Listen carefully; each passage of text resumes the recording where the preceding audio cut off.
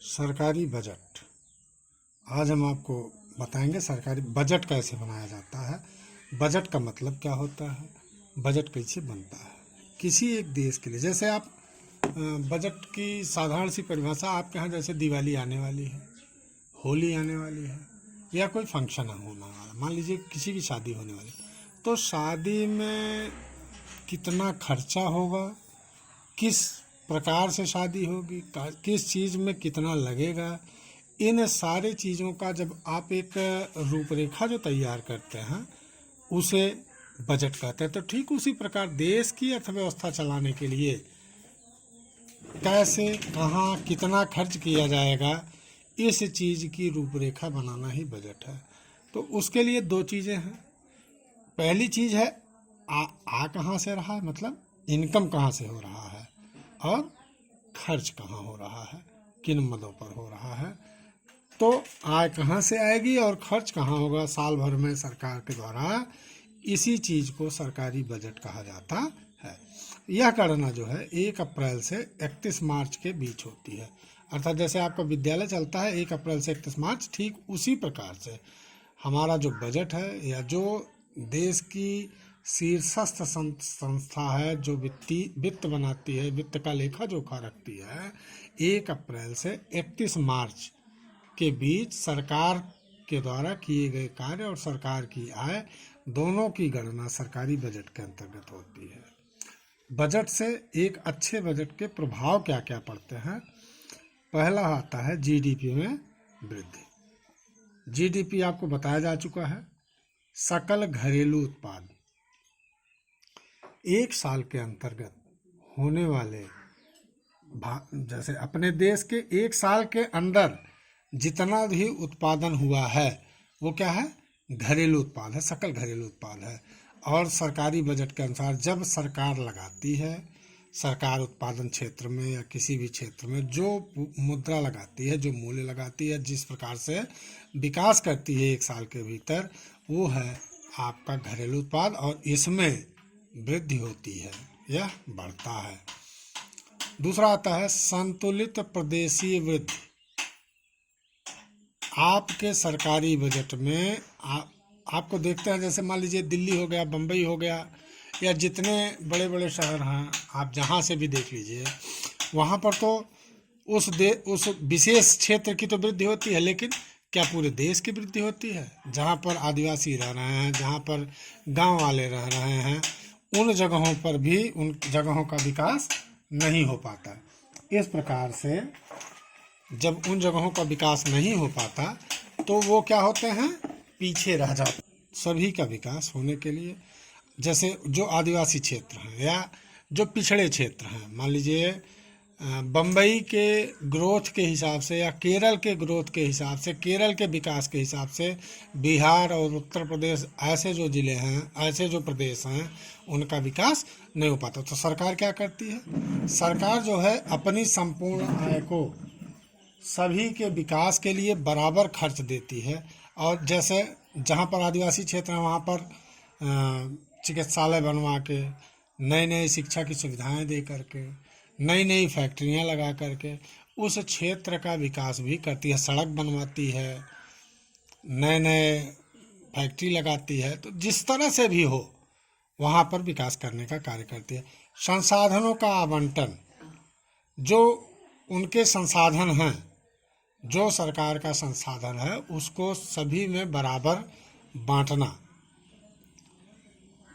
एक मुश्त जो राशि उनको सरकार को साल भर में मिलती है उसको अलग अलग रूप में हर विकास के फंड में, हर विकास के मद में जो है बराबर की हिस्सेदारी देना। जैसे कृषि में विकास के तो मुद्दे अलग अलग हैं, कृषि का विकास है, उद्योगों का विकास है, सड़क है, परिवहन है, सेना है, देश के लिए, देश की रक्षा के लिए है। इस प्रकार से जितने भी संसाधन हैं उनमें बराबर रूप में सबको बांटकर सबके विकास का कार्य कौन करता है, सरकारी बजट।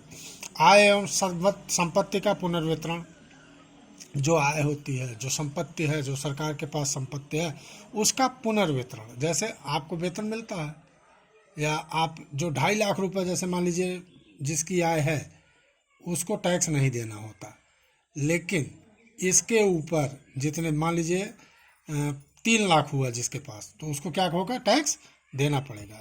या जो इसके नीचे मान लीजिए 2,40,000 उसको टैक्स नहीं, तो जो टैक्स मिलता है, जो आय सबकी होती है उसमें से टैक्स मिलता है, और जो टैक्स मिलता है वह गरीबों में बांटा जाता है। गरीबों को कैसे बांटा जाता है, आर्थिक छूट दी जाती है, सब्सिडी दी जाती है, उनके लिए सरकारी स्कूल खोले जाते हैं, इस प्रकार से उनको छूट दी जाती है। तो रोजगार के अवसर भी कौन देता है, सरकारी बजट। बजट का एक हिस्सा रोजगार के अवसर में, जैसे गांव में क्या चलता है, मनरेगा।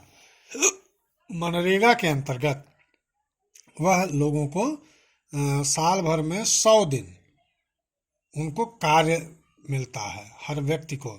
जैसे जो साल भर अपनी खेती करते हैं, जो गांव में रहते हैं, उनको भी रोजगार की आवश्यकता होती है। तो इस रोजगार को चलाने के लिए 100 दिन जो है मनरेगा के उसमें इनको जो है रोजगार मिलता है।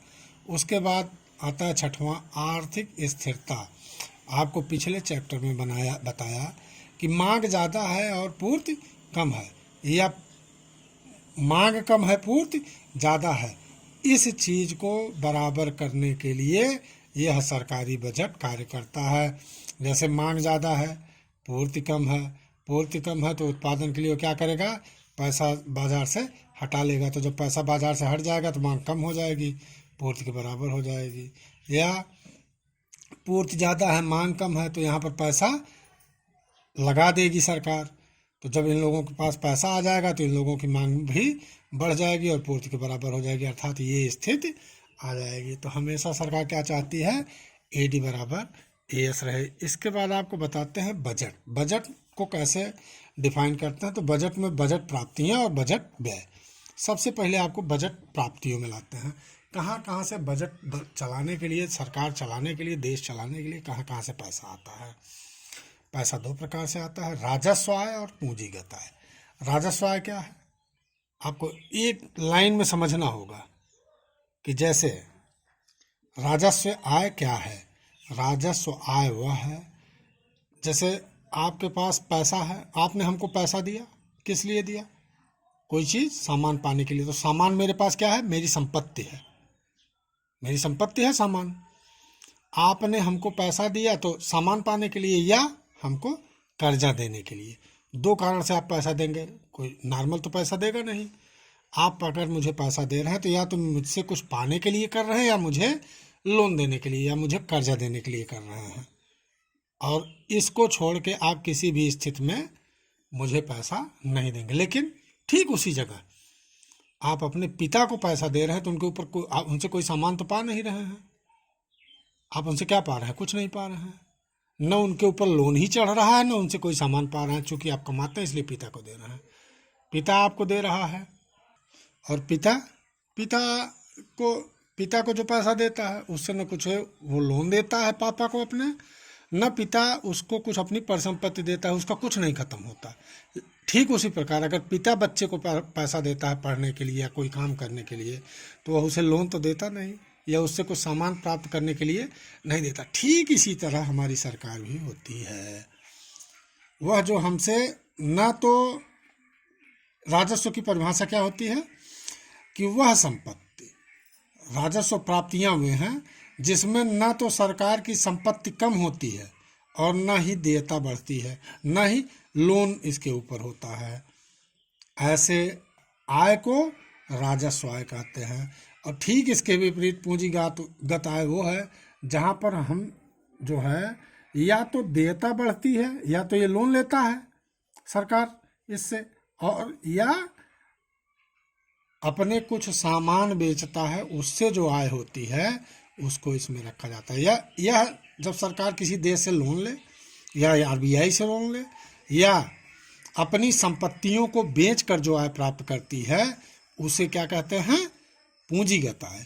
और जो बिना किसी आय के, बिना किसी देयता के, बिना किसी लोन के जो आय होती है उसे राजस्व आय कहते हैं। राजस्व आय में 2 प्रकार की आय होती है, कर आय जो टैक्स मिलता है, और करेत्तर आय, करेत्तर आय non tax, non refundable tax. तो इसमें क्या आता है, करेक्टर आय में फीस आती है, आपका जुर्माना आपके ऊपर जो सरकार लगाती है वो आती है। यस चीट माने ऐसी परिसंपत्तियां जिनका कोई मालिक न हो, यह किस में आ जाती, किसकी आय है, यह सरकार की करेक्टर आय में आती है। कर आय में दो प्रकार की आय है, प्रत्यक्ष कर और अप्रत्यक्ष कर। प्रत्यक्ष कर वो कर है जो जिसके ऊपर लगाया जाए, जब वही उसका भुगतान करे तो इसे प्रत्यक्ष कर कहा जाता है।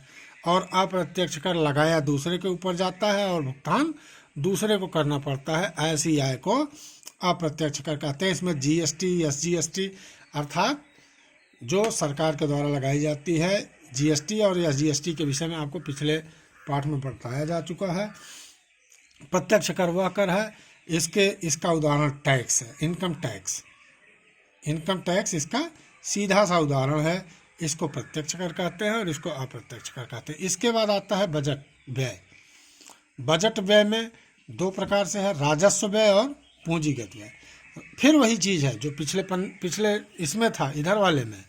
तो राजस्व व्यय में अर्थात सरकार जो व्यय करती है, जो भी व्यय करती है, उसमें न तो सरकार की परिसंपत्ति कम होती है और न कोई लोन लेना पड़ता है, अर्थात सब्सिडी। इसका उदाहरण क्या है, सब्सिडी, किसी चीज़ पे छूट देना। तो छूट देने पर सरकार का व्यय, सरकारी व्यय जो है उसमें न सरकार की परिसंपत्ति खत्म होती है और न ही देयता बढ़ती है। और पूंजीगत व्यय में या तो सरकार की संपत्ति खत्म होगी और या तो वो लोन लेगा, तभी जो है यह काम कर सकता है। तो इसका उदाहरण जैसे कोई कंपनी खरीदना चाहता है, मान लो रिलायंस कंपनी या जियो कंपनी या वोडाफोन कंपनी, जिस कंपनी या कोई भी टाटा की कंपनी खरीदने के लिए सरकार को क्या देना होगा, उसके लिए धन देना होगा, पूंजीगत व्यय करना होगा। इस प्रकार से बजट व्यय आप समझ गए हैं। शेष अगले चैप्टर में। धन्यवाद।